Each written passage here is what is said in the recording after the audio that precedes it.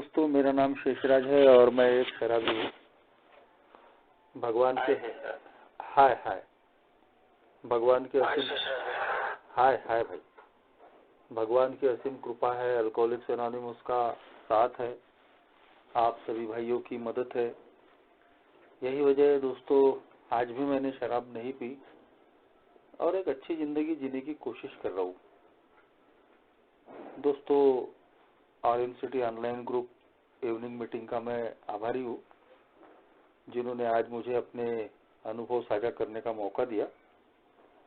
और जो विषय रखा है दोस्तों, समस्या से बढ़कर ईश्वर है। God is greater than any problem I have.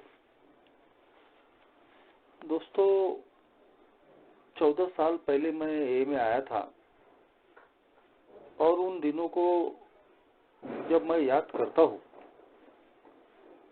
तो आज भी दोस्तों कहीं तो भी कपकपी छूटती है। एक ऐसी गुलामी, ऐसी दलदल, ऐसा नरक मैं बोल सकता हूँ कि जिसकी वजह से दोस्तों मेरी अपनी जिंदगी तो पूरी तबाह हो ही गई थी, बर्बाद हो ही गई थी। मेरे से जुड़े हुए लोगों की भी जिंदगी तबाह और बर्बाद हो गई थी। कंप्लीट शराबी, रॉक बॉटम अल्कोहलिक, 24 घंटे का शराबी। दोस्तों, हर चीज के लिए मुझे शराब लग रही थी। मन, शरीर, आत्मा, भावनाएं पूरी तरीके से दोस्तों शराब की गिरफ्त में आ गई थी। एक पल भी शराब से दूर रहना दोस्तों मेरे लिए बहुत मुश्किल काम था। जो बर्बादियां मैंने अपने अल्कोहलिज्म में झेली थी दोस्तों, उसकी वजह से कहीं तो भी मैंने आखिरी दिनों में कोशिशें भी की थी। अपना विल पावर कहीं तो भी मैंने चलाने की कोशिश की थी। आसपास के डॉक्टरों का, एक गवर्नमेंट साइकियाट्रिक का ट्रीटमेंट लेने की भी मैंने कोशिशें की थी। कई लोगों ने मुझे समझाया, लेकिन दोस्तों मेरी शराब बंद नहीं हुई। मैंने कंट्रोल ड्रिंकिंग करके भी देखने की कोशिश की दोस्तों, लेकिन मैं कंट्रोल ड्रिंकिंग भी नहीं कर पाया। आखिरी के कुछ साल जो थे, मैं बोल सकता हूँ दोस्तों कि मैं नैसर्गिक नींद सोया ही नहीं। मेरी सिर्फ नशा फटती थी और उसी वक्त दोस्तों मुझे शराब की गरज महसूस होती थी। हाथ पांव कांपना,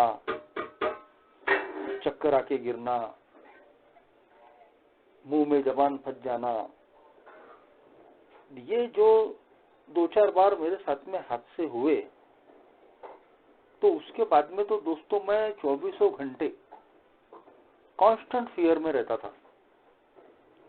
ऐसा मुझे लगता था बिल्कुल कि अभी देखो हाथ पांव कांप रहे, दिल धड़क रहा है, तो अभी चक्कर आएगा, अपन गिरेंगे। और इस डर ने दोस्तों मेरी पूरी जिंदगी को घेर के रख दिया था। दारू पीता था तो बड़ा अच्छा लगता था, तो इसलिए जैसे ही शराब उतरी और विड्रॉल शुरू हुए, पहले फुर्सत में मैं शराब की तरफ भागता था। यह गुलामी नहीं थी तो क्या थी दोस्तों? अपने आप को सब कुछ समझने वाला, जमाने का नॉलेज, अच्छे बड़े बड़े लोगों में रहने वाला, बड़ी बड़ी बातें करने वाला, मेरा अपना जो नॉलेज है, अपना जो पावर है, वो मेरे किसी काम में नहीं आ रहा था दोस्तों। कम से कम शराब के मामले में तो नहीं आ रहा था। सब कुछ जानने के बाद में भी, समझने के बाद में भी कि शराब मेरी बर्बादी कर रही है, मेरी पूरी बदनामी हो चुकी है, मैं पूरी तरीके से अकेले गिर चुका हूँ, फिर एक बार मैं मरने की कगार पे आ चुका हूँ। फिर एक बार इसलिए बोल रहा हूँ दोस्तों, 2007 में मैं आया था और उसके पहले 2003 में ही मेरी रस्सी कटने वाली थी। 2003 में बुरी तरीके से मैं बीमार गिरा, टीबी हो गई, एक पाँव से हल्का लंगड़ापन आया, ऐसा पूरा हड्डियों का मैं ढांचा बन गया था। जो हॉस्पिटल में मिलने आने वाले लोग थे वो बाद में मुझे बताते थे कि यार तेरी हालत इतनी खराब थी कि कहीं तो भी हम डर गए थे कि ये आदमी जिंदा रहेगा या नहीं रहेगा। ऐसी मेरी परिस्थितियां थी दोस्तों। लेकिन उस वक्त भी दोस्तों उस बीमारी से मैं बचा। लगभग 5 महीने मैं बैठ के रहा और बाद के 5-6 महीने मुझे पैसा क्या लगी थी, लेकिन तब भी मैं बचा दोस्तों। मगर उसके बावजूद मैं उस ग्रेस ऑफ गॉड को नहीं पहचान पाया कि कोई ईश्वर है, कोई उच्च शक्ति है जो मेरा ख्याल रख रही है और मुझे जिंदा रख रही है। कई बार मेरे साथ हादसे होते होते बचे, लेकिन उन हादसों से भी मुझे उस ईश्वर ने, उच्च शक्ति ने मुझे बचाया। लेकिन उस वक्त दोस्तों मैं पूरी तरीके से एक नास्तिक इंसान था और मेरे दिमाग में ये कभी ख्याल भी नहीं आया कि किसी भगवान ने मुझे बचाया। ना मैं कभी प्रार्थना करता था, ना मैं कभी किसी के सामने में झुकता था।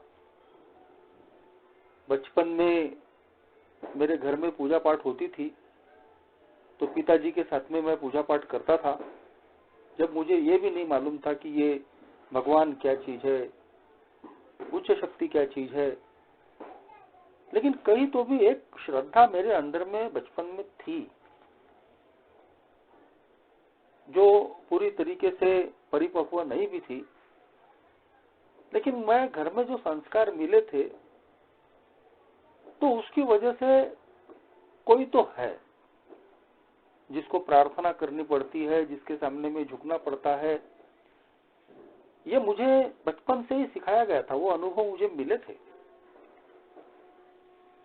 लेकिन दोस्तों मेरे पिताजी के शराबीपन की वजह से जो हाल हमारे बाद में हुए, जो परेशानियां घर में आई, उनकी नौकरी छूट गई, घर का जिम्मा कहीं तो भी माँ को लेना पड़ा, पिताजी का शराबीपन बहुत ज्यादा बढ़ गया, वो बार बार बीमार रहा करते थे, बड़े ही बुरे हाल हो गए थे।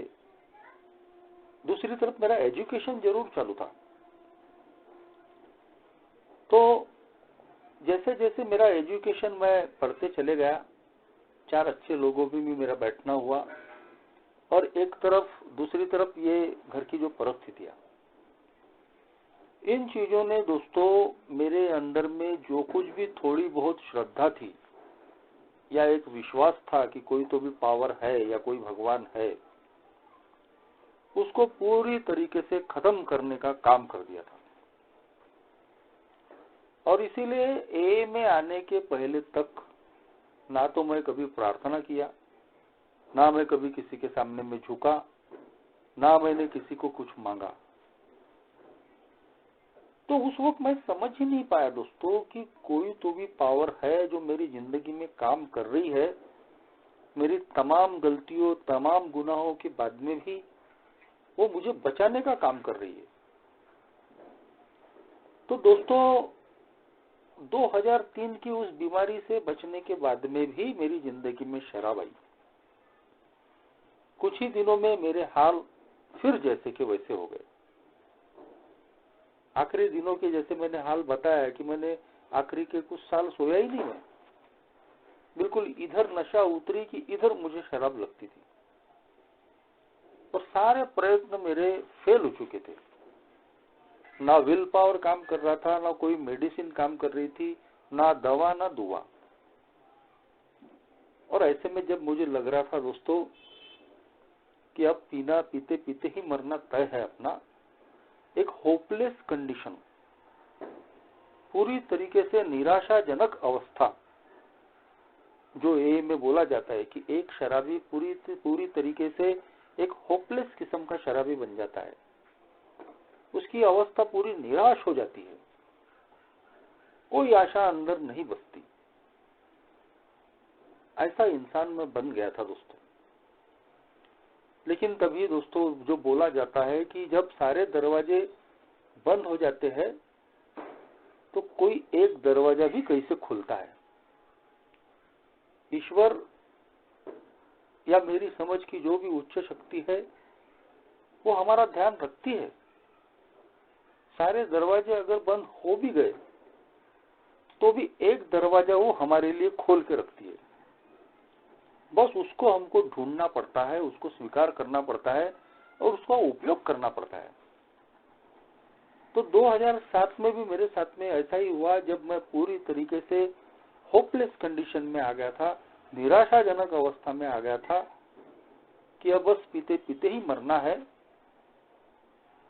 एक हल्का सा दरवाजा दोस्तों मेरे लिए ईश्वर ने खोल के रखा।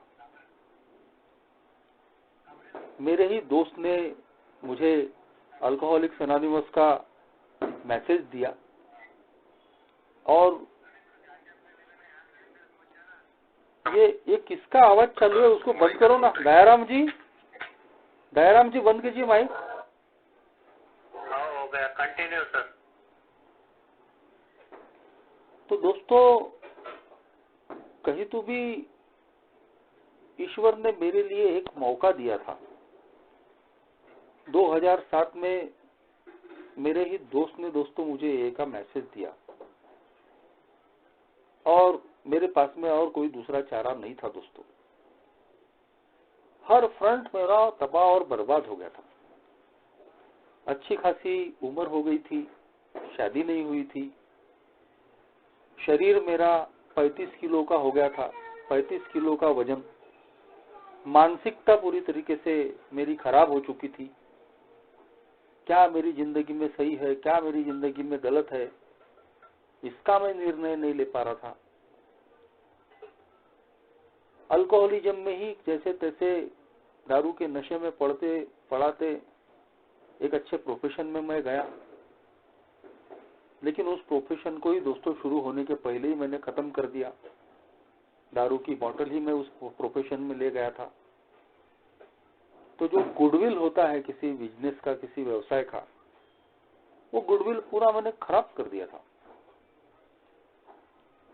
घर की स्थितियां आर्थिक पहले ही खराब थी और मेरे अल्कोहलिज्म की वजह से और मेरे आर्थिक जो रास्ते हैं सारे बंद हो गए थे।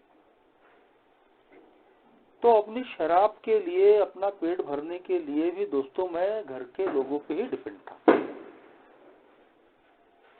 आखिरी के दिनों में तो काम धंधे पे सिर्फ दारू का जुगाड़ करने के लिए ही इंसान जा रहा है और पैसा आया तो सबसे पहले जिनकी उधारी अपन ने करके रखी है उनका निपटारा करो। ऐसी जिंदगी चल रही थी। मेरे से जुड़े हुए लोगों ने मेरी बहुत केयर की, मुझे काफी समझाया।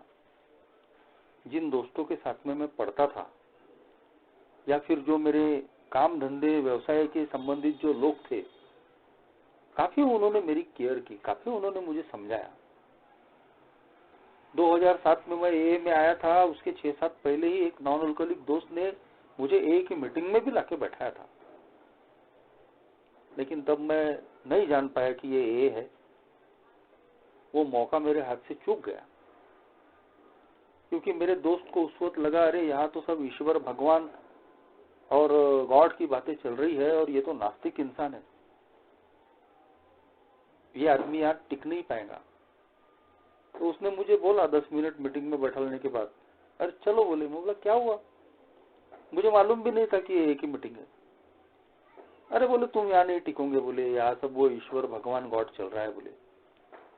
तो मेरे दोस्त की गलती नहीं थी, वो जो नॉन अल्कोहलिक दोस्त था वो तो मेरी केयर कर रहा था, लेकिन उसको मालूम था दोस्तों कि ये आदमी जो है ये इन चीजों में मानता नहीं, वाद विवाद आर्गुमेंट करने वाला इंसान है, तो ये टिकेगा नहीं यार। तो मेरे दोस्तों ने, रिश्तेदारों ने, पड़ोसियों ने, एरिया के लोगों ने काफी समझाया दोस्तों कि यार तुम पढ़े लिखे इंसान हो, तुम्हारे घर में पहले ही दारू की बर्बादी देख चुके हो, तुमने ऐसा नहीं करना चाहिए। मैं मानने को तैयार नहीं। वही डिनायल, अपना ऐसा नहीं है, अपना लोगों के जैसा नहीं है, और बाद में वो सारी चीजें दोस्तों जो मैंने लोगों पे इल्जाम लगाए थे वो सारी मैं भी करने लग गया था। गिरना पड़ना, उधारी करना, दारू के नशे में तकरार करना, अपमान हो जाना, सारी चीजें मेरे साथ में हो गई थी। लेकिन फिर भी मैं मानने को तैयार नहीं। और जब दोस्तों 2003 की बीमारी में मैं मरते मरते बचा, और उसके बाद में भी जब मेरी जिंदगी में शराब आई, तो उसके बाद तो दोस्तों जो बची खुची सहानुभूति थी मेरे बारे में, जो प्रेम था, वो पूरा खत्म हो गया। अब लोगों ने दोस्तों मेरी नफरत करना शुरू कर दिए थे, घृणा। मैंने लोगों की नजरों में अपने लिए नफरत के भाव देखे थे, क्योंकि उनको लगता था कि ये कोई आदमी है क्या, ये अभी मरते मरते बचा है, कितनी तकलीफें इसके घर परिवार के लोगों को हुई है, और अभी मरते मरते बचने के बाद में भी, मरण शैया से उठने के बाद में भी ये आदमी फिर दारू पी रहा है। कोई घर की फिक्र नहीं, कोई अपनी फिक्र नहीं। और इस वजह से दोस्तों मैं आखिर में पूरी तरीके से सोशल बॉयकॉट झेल चुका था। सब लोग मेरे से दूर हो गए थे। मैं और मेरी शराब, सवेरे शाम दारू के अड्डों पे पड़े रहना। तो ऐसी परिस्थितियों में मैं अल्कोहलिक्स एनोनिमस की मीटिंग में आया था दोस्तों। और आज देखते देखते 14 साल हो गए दोस्तों। पिछले अगस्त महीने में ही मैंने 14 साल पूरे किए। तो ए में आने के पहले की स्थिति और आज की स्थिति में मैं जब देखता हूँ कि कितना कुछ बदला है, कितना कुछ मैंने पाया है। ए की मीटिंग में मैं सबसे पहले तो सिर्फ शराब बंद करने के लिए ही आया था, क्योंकि मेरी जिंदगी और मौत का सवाल था। ए में आने के बाद बस मुझे इतना ही करना पड़ा कि यह जो भी बताया जा रहा है उसको खुले मन से सुनना पड़ा, और ईमानदारी से इस प्रोग्राम को प्रैक्टिस करना पड़ा। यहाँ निरंतर आते रहना पड़ा, और मिरेकल होते चले गए। जो व्यक्ति दारू पी पी के मरने वाला था, वो आदमी जिंदा हो गया। 24 घंटे दारू के बारे में सोचने वाला इंसान, दारू के विचार आने बंद हो गए। इतनी मेरी खराब परिस्थितियां थी। ए में आने के बाद में भी कई साल मेरी आर्थिक स्थिति बड़ी खराब रही। लोगों का भरोसा मेरे पर नहीं हो रहा था, और उसके बावजूद दोस्तों मैं दारू से दूर रहा। तो मेरी जिंदगी की जो सबसे बड़ी समस्या थी, जो मेरी जिंदगी और मौत का सवाल था, वो कहीं तो भी हल हो गई। क्या मैं ये बोल सकता हूं कि ये मैंने अपनी बदौलत किया? अल्कोहलिक्स एनोनिमस की इस मीटिंग में आने के बाद ही मैंने इस चीज का एहसास करना शुरू किया कि ये मेरे से होने वाला काम नहीं है।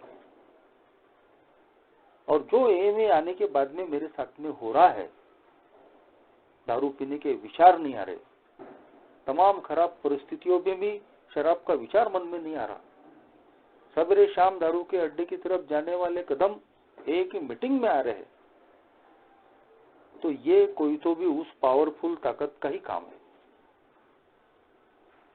मैंने अपनी सबसे पहली हायर पावर दोस्तों इस ए की मीटिंग को ही माना, क्योंकि नास्तिक इंसान था।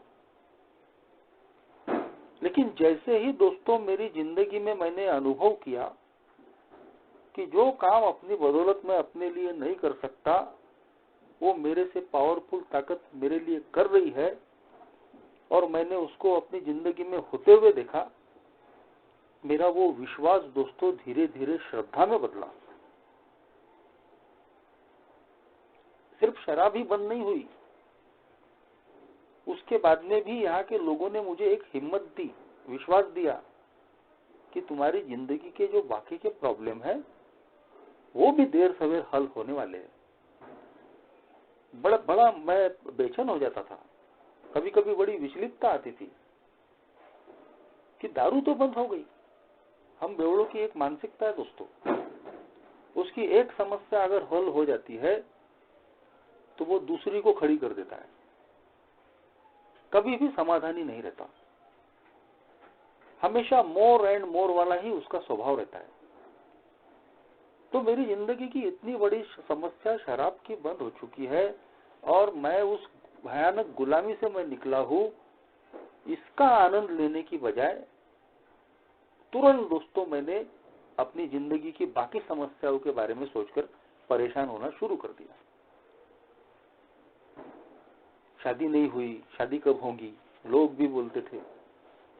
काम धंधे की वाट लगी थी, ये कब ठीक होगा, लोग कब अपनाएंगे, घर की परिस्थितियां कब ठीक होंगी, शरीर बिल्कुल हड्डियों का ढांचा बन गया है, वो कैसा सब ठीक होगा। तो ऐसी तमाम जो मेरी जिंदगी की जो परेशानियां थी, समस्याएं थी, वो कहीं तो भी मुझे परेशान कर रही थी। और ए में हर आदमी कहीं तो भी टूट फूट के आता है, तो शराब से बंद होने के बाद में उसको लगता है कि मेरी ये चीजें मुझे मिलनी चाहिए या अच्छी होनी चाहिए। तो मुझे भी ऐसा लगता था, लेकिन मैं निरंतर ए की मीटिंग के टच में रहा और मेरे पहले आए हुए लोगों ने यही मुझे हिम्मत दिलाई, गड़बड़ मत करो, गो स्लो, समाधानी रहने की कोशिश करो। अगर आपने भौतिक तरक्की के पीछे भाग के या अपनी समस्याओं को जल्द से जल्द ठीक करने के चक्कर में किसी भी प्रकार की कोई गड़बड़ी की, भगवान पे भरोसा नहीं रखा, तो हो सकता है कि आपकी सोबराइटी को नुकसान भी हो सकता है। और वो शुरू के दिनों में मेरे साथ में हुआ भी। एक जगह मेरी एंगेजमेंट फिक्स हुई, कुछ ही महीनों की सोबराइटी थी। सबको खबर देके जब मैं घर में पहुंचा तो खबर मिली कि उन लोगों ने वो एंगेजमेंट तोड़ डाली। मैं अंदर से ऐसा पूरा कांपने लग गया था दोस्तों कि यार ये क्या हो गया, अपनी तो बदनामी हो जाएंगे, लोग क्या बोलेंगे, अपन तो पहले ही बेवड़े हैं, बदनाम है, अपनी सगाई टूटी तो और लोग क्या सोचेंगे। मेरे हाथ पांव कांपने लग गए थे। लेकिन दोस्तों ये ईश्वर की कृपा है, मेरे बस की बात नहीं थी, दारू का विचार नहीं आया। शाम को बराबर मैं मीटिंग गया और वहां एक ओल्ड टाइमर से मैंने शेयर किया, तो उसने मुझे समझाया कि सबसे पहले अपनी सोबराइटी पे फोकस करो। अगर आप सोबर रहोगे तो देर सवेर ये सारी चीजें आपकी जिंदगी में आपको मिलने वाली है। ईश्वर पे भरोसा रखो, प्रोग्राम पे भरोसा रखो। तुम्हारी जिंदगी जो अस्त व्यस्त हो चुकी है, अनमैनेजेबल हो चुकी है, उसको ठीक करना तुम्हारे हाथ में नहीं है। तुमको अपना मन और जीवन ईश्वर के हवाले देना पड़ेगा।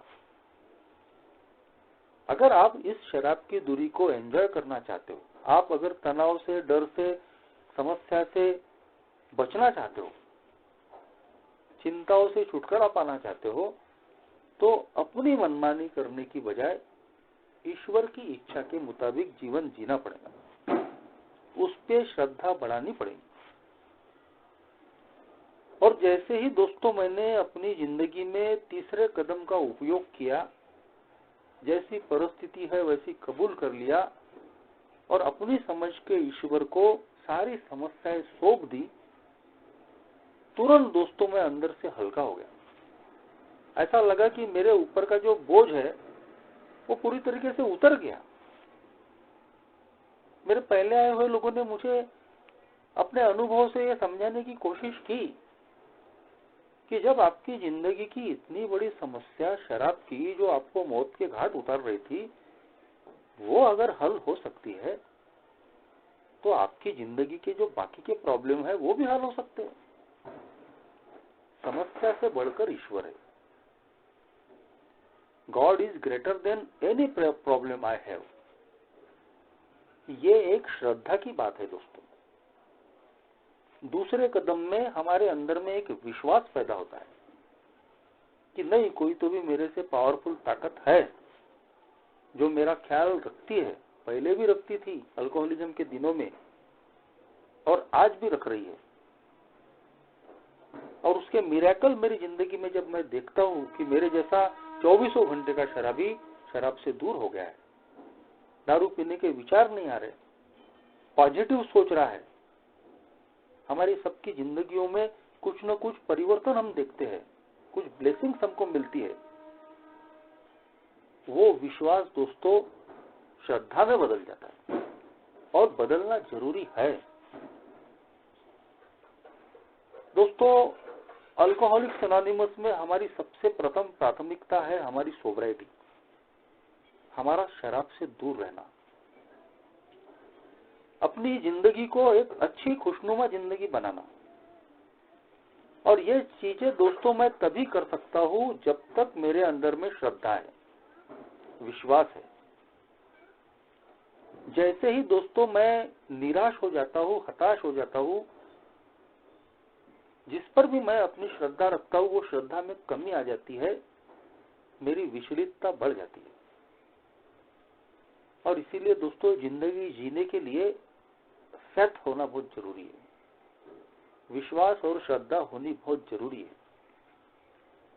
अगर मेरे विश्वास में, मेरी श्रद्धा में जरा सी भी कमी आती है तो फिर मैं चीजों को हैंडल नहीं कर पाता, मैं अंदर से अस्थिर हो जाता हूं। लेकिन जैसे ही दोस्तों तीसरे कदम के तहत हम अपनी श्रद्धा को मजबूत करते हैं,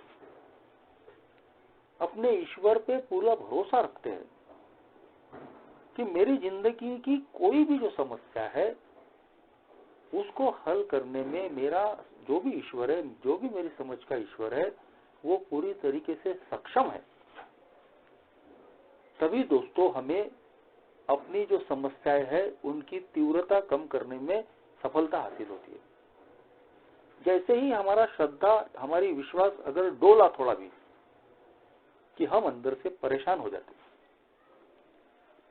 तो मैंने दोस्तों मेरी समझ के ईश्वर पे जब मैंने श्रद्धा रखी और अपनी जिंदगी की जो भी परेशानियां, जो भी समस्याएं थी, वो सारी मैंने अपने ईश्वर पे सौंप दी। मेरी सोब्राइटी की गाड़ी जो है वो आसानी से, सरलता से चल पड़ी।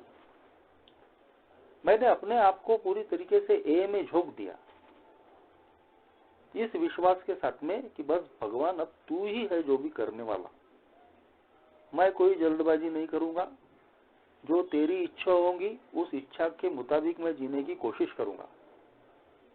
और दोस्तों मैंने खुद होके पैसों के पीछे भागना, बहुत ज्यादा तनाव लेना, बहुत ज्यादा सोचना बिल्कुल छोड़ दिया। और धीरे धीरे मेरी जिंदगी में चमत्कार होते चले गए। 2 साल के बाद मेरी शादी हुई। ए में आने के बाद में शादी हुई दोस्तों। कल मेरी शादी को 12 साल हो जाएंगे।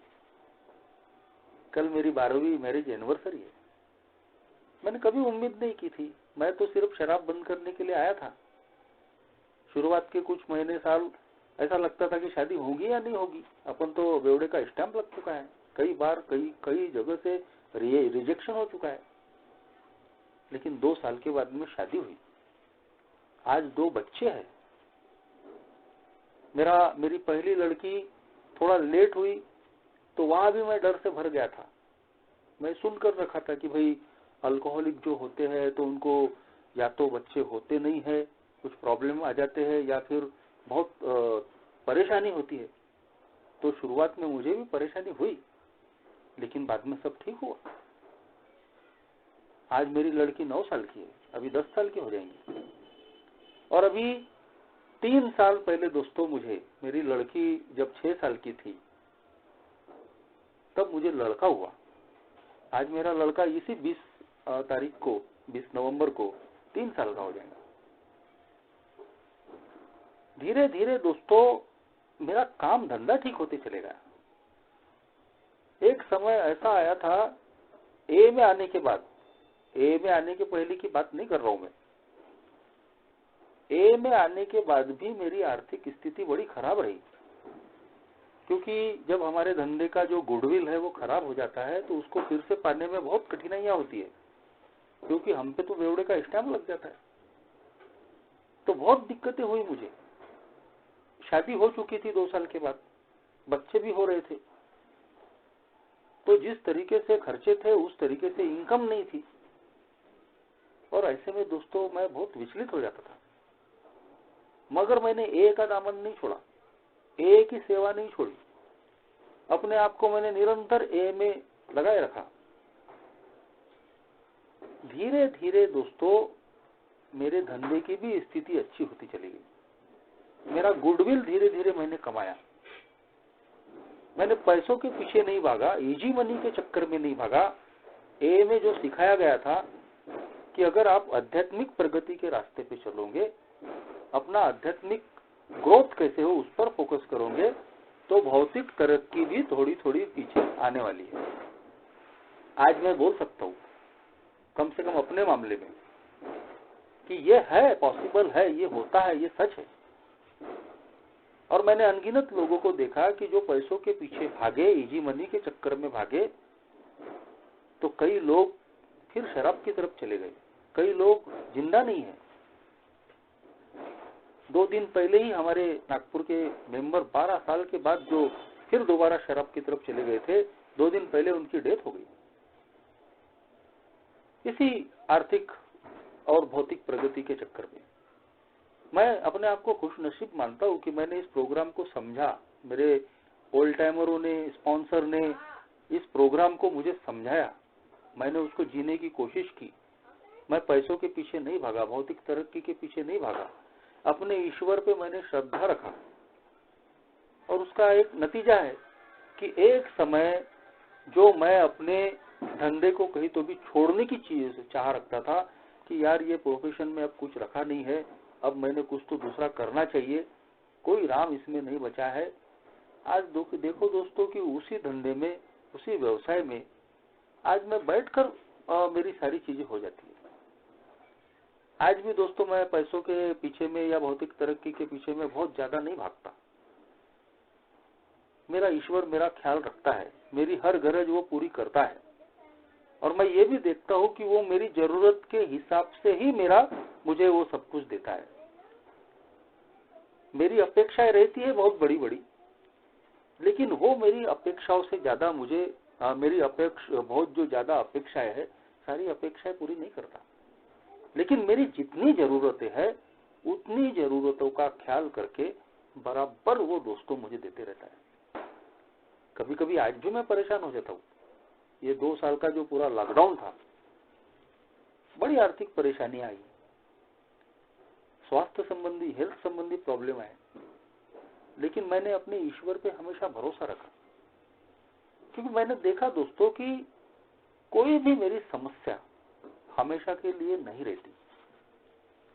जब 14 साल पहले जब मैं आया था, 14 साल पहले की एक भी समस्या आज नहीं है, तो ये चीज दोस्तों मुझे भरोसा देती है, मुझे विश्वास देती है कि मैं अगर अपने ईश्वर पे श्रद्धा रखूंगा, इस प्रोग्राम पे श्रद्धा रखूंगा, तो आज अगर मेरी जिंदगी में कुछ समस्या है उससे भी रास्ता निकलने वाला है। 3 साल पहले अचानक पता चला कि मेरी जो लड़की है उसकी विजन का प्रॉब्लम है, उसको दूर का विजन थोड़ा कमजोर है। तो जब मैंने उसका चेकअप किया तो पता चला कि ये रेयरेस्ट ऑफ रेयर केस है। 1000-5000 बच्चों में एक आध बच्चे को होता है कि बिल्कुल नेचुरली बाय बर्थ उनकी दूर की विजन थोड़ी कम होती है। और जो चश्मे का नंबर उसको दिया गया 6 साल की उम्र में, तो वो उस वक्त तो मैं थोड़ा घबरा गया था कि बोला ये 6 साल की लड़की है और इतना बड़ा इसका नंबर है। क्योंकि डॉक्टर भी हैरान थे कि इतनी कम उम्र में इतना बड़ा नंबर, तो आगे में कैसा होगा, आगे में इतनी पढ़ाई करनी है, कल शादी होनी है। अब एक जो शराबी रहता है वो राई का पहाड़ बनाने वाला रहता है। समस्या अगर छोटी सी भी है तो उसको बड़ी करने की ऐनक, बड़ी करके देखने की जो ऐनक है, चश्मा है, वो मेरे जैसे शराबी के पास होता है। कभी कभी बातें बहुत छोटी छोटी रहती है, बहुत ही सूक्ष्म हमारी समस्याएं रहती है, लेकिन हमारा इमोशनल सिकनेस है, ये हमारी भावनात्मक कमजोरी है कि उन छोटी छोटी चीजों में भी हम लोग बहुत बड़ी करके देखते हैं। और अगर बड़ा प्रॉब्लम है तब तो फिर तो हमारे होश ही ठिकाने नहीं रहते, फिर तो हमको अपने आप को संभलते ही नहीं हम लोग, क्या करूं और क्या नहीं, ऐसा हो जाता। तो दोस्तों फिर एक बार मैं अपने ईश्वर के पास गया, फिर मैं अपने बुरे दिनों को याद किया, फिर वही भरोसा जागा कि भाई तेरी जिंदगी की इतनी समस्याएं जो पहले थी वो अगर हल हो सकती है तो ये सारी समस्याओं का भी इलाज कुछ न कुछ निकलेगा। आज दोस्तों ये 2 साल के कोरोना लॉकडाउन में मेरी लड़की को मुझे हॉस्पिटल लेके जाने की गरज नहीं पड़ी और ना उसका नंबर बढ़ा। तो अंडर ट्रीटमेंट है, डॉक्टरों के प्रिस्क्रिप्शन गाइडेंस के हिसाब से हम काम कर रहे हैं, केयर रखते हैं उसकी। लेकिन ये कितनी बड़ी मिरेकल है कि इन 2 साल में लॉकडाउन में जब हम घर में ही रहे, उसका चेकअप नहीं कर पाए, जो चश्मा बनाया गया था वही पहन के सब वो कर रही है, मोबाइल देखते रहती है। अभी ऑनलाइन एग्जाम पढ़ाई शुरू हुई है उसकी, लेकिन चश्मे का नंबर नहीं बढ़ा, आंखों का कोई ज्यादा प्रॉब्लम नहीं आया। तो कहीं तो भी मेरी समस्या की जो काट है वो ईश्वर के पास है। वक्त के साथ, समय के साथ मेरी हर समस्या का समाधान भी निकलता है। जैसा मैंने बताया दोस्तों कि इन 2 साल के लॉकडाउन में काम धंधा खराब, सब कुछ बंद, बाकी खर्चे तो जैसे के वैसे ही रहने वाले हैं। लेकिन मैंने दोस्तों निरंतर इन 2 सालों में एक ही मीटिंग्स में करते रहा, घर में ही पड़े रहना पड़ता था, सवेरे शाम दोपहर न जाने कितनी मीटिंगें मैंने की, कहाँ अपने अनुभव नहीं बांटे, किसको कितना फायदा हुआ नहीं पता। लेकिन ये ईश्वर की इच्छा थी कि उसने मेरी भावनाओं का ख्याल रखा और उसने मुझे काम पे लगा दिया। अनुभव बांटते रहो, मैंने कहीं तो भी ए का काम करते रहा और मेरा भगवान दोस्तों मेरा काम करते रहा। कैसे ये 2 साल का लॉकडाउन निकल गया पता भी नहीं चला। कई बार पैसा मेरे घर तक खुद आ गया, मुझे किसी से मांगने की आवश्यकता नहीं पड़ी। ये कितना बड़ा मिरेकल है। अगर मेरी इस प्रोग्राम पे और मेरे ईश्वर पे अगर श्रद्धा नहीं होती तो कई लोग मिलते हैं दोस्तों की कई लोग विचलित हो गए, कई लोगों ने अपनी सोब्राइटियां गंवाई। आज मैं अपने ईश्वर का आभारी हूं कि उसने इस पूरे कोरोना लॉकडाउन में भी मुझे अंदर से विचलित नहीं होने दिया, अस्थिर नहीं होने दिया। पिछले साल के कोरोना लॉकडाउन में, पहले कोरोना में मेरा जो आज 3 साल का लड़का है वो 2 साल का था, 14 दिन बुखार में रहा, हर 3 घंटे के बाद में बुखार आता था।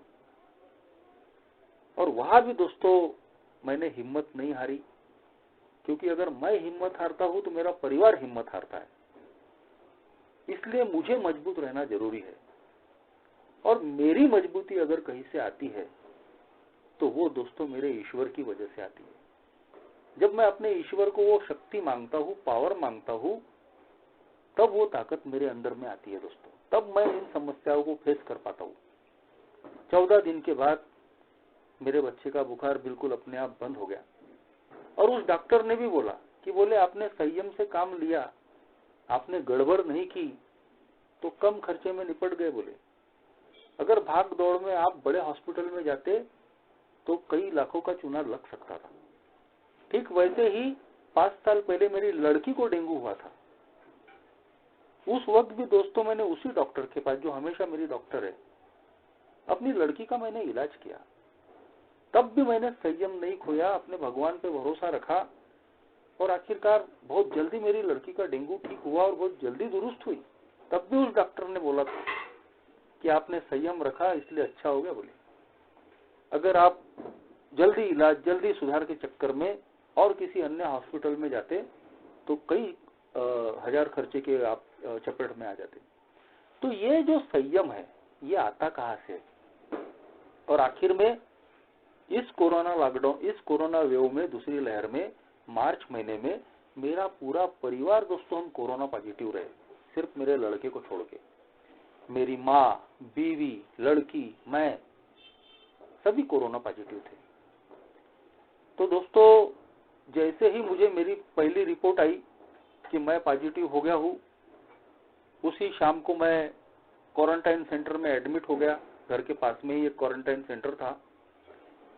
जाते बराबर दोस्तों रात में बेड पे पहला काम अगर मैंने किया तो मैंने दोस्तों बेड पे जाने के बाद में अपने ईश्वर को हाथ जोड़ा और भगवान बोला तेरी इच्छा, मेरी नहीं। मुझे भरोसा है कि तू मेरी हर समस्या से मुझे निजात दिलाएगा। कल परिवार की रिपोर्ट आने वाली है, वो पॉजिटिव आती है निगेटिव आती है नहीं मालूम, मैं कोरोना पॉजिटिव क्यों हुआ नहीं मालूम, लेकिन अब मेरी जिंदगी और मन जो है वो मैंने तेरे हवाले कर दिया। जो एक श्रद्धा मैंने अपने ईश्वर पे रखी तो उसका परिणाम दोस्तों, दूसरे दिन मैं सवेरे फ्रेश उठा, मेरा दिमाग काम कर रहा था, मैं तकलीफ में था लेकिन मेरा दिमाग काम कर रहा था। और शाम को 4 बजे जब बीवी का फोन आया कि बोले हम सबकी भी बाकी लोगों की रिपोर्ट पॉजिटिव आई, तो मैं बोला ठीक है कोई बात नहीं, सब आ जाओ मेरी तरफ में। तो मुझे लगता है कि ये भगवान की ही प्लानिंग थी कि शेषराज तू अकेला मत रहे, तू और तेरा परिवार अकेले अकेले मत रहो, एक दूसरे की फिक्र में और डर में मत रहो, सब साथ में रहो। मैंने अपने परिवार को भी दोस्तों अपने पास बुला लिया और उस क्वारंटाइन सेंटर में अगले आने वाले 14 दिन हम, मेरा पूरा परिवार दोस्तों, बड़े हंसी खुशी से हम रहे। हम कोरोना पॉजिटिव थे, कोरोना पीड़ित लोगों के साथ में हम रह रहे थे, लेकिन वहां भी दोस्तों हम सबसे मिलजुल के एक दूसरे की मदद करते हुए जी रहे थे। और कैसे वो 14 दिन हंसते खेलते बीत गए, कैसे ठीक होकर हम 14 दिन के बाद में घर में आ गए। लोग भी ताजुब कर रहे थे कि तुम इतनी जल्दी दुरुस्त होके आ गए और बिल्कुल फिट भी दिख रहे बोले। तो ये कहाँ मेरे बस की बात थी दोस्तों। आज मैं दोस्तों जिंदा हूँ, शराब से दूर हूँ, इतनी अच्छी महान फेलोशिप मुझे मिली है कि हर छोटी बड़ी समस्या में भी यहाँ कोई मुझे शराब पीने की सलाह नहीं देता, मेरी हौसला अफजाई करते हैं। जब मैं 14 दिन क्वारंटाइन सेंटर में रहा, कई लोग, कई ओल्ड टाइमर मुझे फोन करते थे, मुझे मैसेज करते थे, मेरी हिम्मत बताते थे। वही काम मैंने और लोगों के लिए किया। क्वारंटाइन सेंटर से आने के बाद कई ए के मेंबर कोरोना पीड़ित थे, कई अन्य लोग भी कोरोना पीड़ित थे। जब मैंने अपने अनुभव बांटे तो उनको लगा कि ये हमारी कुछ मदद कर सकता है, तो मैंने अपने कोरोना संबंधी भी अनुभव को बांटा। तो ये जो पावर है, ये जो शक्ति है, ये जो दृढ़ता है, ये जो स्थिरता है, ये किसकी बदौलत है? क्या मैं ये बोल सकता हूँ दोस्तों कि ये मैंने कमाया है या ये पावर मेरे अंदर था? ना तो दोस्तों मैं शराब के मामले में पावरफुल था, ना मैं अपनी जिंदगी के बाकी क्षेत्र में कहीं तो भी पावरफुल हूँ। मेरी समस्या का, किसी भी समस्या और परेशानी का अगर कोई तोड़ है तो वो मेरे पास नहीं है। मेरी समझ का जो भी ईश्वर है, जो भी मेरी समझ की उच्च शक्ति है, उसी के हाथ में वो शक्ति, वो पावर है दोस्तों कि जो मुझे इसमें से निकाल सकता है। सवाल सिर्फ मेरी श्रद्धा का है। अगर मैंने श्रद्धा खो दी, मेरा विश्वास अगर डगमगाया, तो मैं अंदर से कमजोर हो जाता हूँ। लेकिन अगर मैंने अपनी किसी भी परिस्थिति में, किसी भी प्रकार की परिस्थिति में अगर मैंने अपना संयम नहीं खोना है, विचलित नहीं होना है, तो वो जो शक्ति है, वो जो ऊर्जा है, वो एक ही चीज दे सकती है दोस्तों, और वो है मेरी समझ का ईश्वर। मेरे अंदर में ये जो विश्वास है वो पूरी तरीके से श्रद्धा में बदलना चाहिए।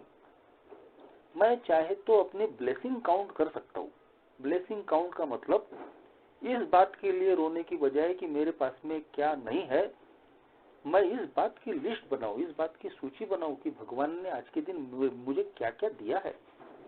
जब मैं अपनी सूची बनाता हूं दोस्तों, तो मैं अपने भगवान का आभारी हो जाता हूं। मैं उसके ऊपर में पूरी तरीके से श्रद्धा मेरी बढ़ जाती है, मैं कृतज्ञता से भर जाता हूँ, आभार से भर जाता हूँ कि मेरे से भी बुरी हालत में लोग हैं, मेरे से भी बुरी हालत में लोग यहाँ आए थे। अगर वो ठीक हो सकते हैं तो मैं भी ठीक हो सकता हूँ। आज कम से कम मेरे ईश्वर ने मुझे शराब से दूर रखा, जिंदा रखा। मेरी सारी परेशानियों को उसने धीरे धीरे, जैसा कांटा निकाला जाता है हल्के से, वैसे वो निकालते चले गया। एक सुंदर, इतनी महान फेलोशिप मुझे उसने गिफ्ट में दी, एक हंसता खेलता परिवार मुझे दिया। अब इसको मेंटेन अगर करना है तो वो मेरी जिम्मेदारी है। सब कुछ ईश्वर नहीं करने वाला दोस्तों, ईश्वर भी उसी की मदद करेगा जो खुद कुछ करने के लिए तैयार रहेगा। अगर मैं ये बोलूंगा देगा हरी यानी पलंगावरी, मराठी में मन है कि भगवान मैं पलंग पे बैठ के प्रार्थना करता हूँ और तू पलंग पे बैठे बैठे आयता सब कुछ मुझे दे दे, तो ऐसा नहीं होने वाला दोस्तों। ये जो स्लोगन है ये हमारे अंदर में एक हिम्मत भरने वाला, एक विश्वास मजबूत करने वाला स्लोगन है कि मेरी जिंदगी में चाहे कितनी भी किसी भी प्रकार की समस्या आए, उतार चढ़ाव आए, संकट आए, मेरी श्रद्धा कभी डगमगानी नहीं चाहिए। क्योंकि श्रद्धा और विश्वास अगर मेरा डगमगाया तो फिर मैं कहीं का नहीं रहूंगा। मैं अंदर से मजबूत रहूं, मैं अंदर से स्थिर रहूं। इसके लिए ही जरूरी है दोस्तों कि मैं अपने तीसरे कदम को पूरी तरीके से आत्मसात करूं, रोज उसको अपनी जिंदगी में प्रैक्टिस करूं और हमेशा ये ख्याल रखूं कि मेरी किसी भी समस्या से बढ़कर ईश्वर है। अगर मैं ये करता हूं दोस्तों तो मैं आज के दिन चाहे कितनी भी तमाम विपरीत परिस्थितियां हो, मैं हंस सकता हूं। मैं अपनी जिंदगी के साथ, अपने परिवार के साथ या किसी भी वातावरण में हर हाल में इस जिंदगी को मजा लेते हुए जी सकता हूं। Thank you.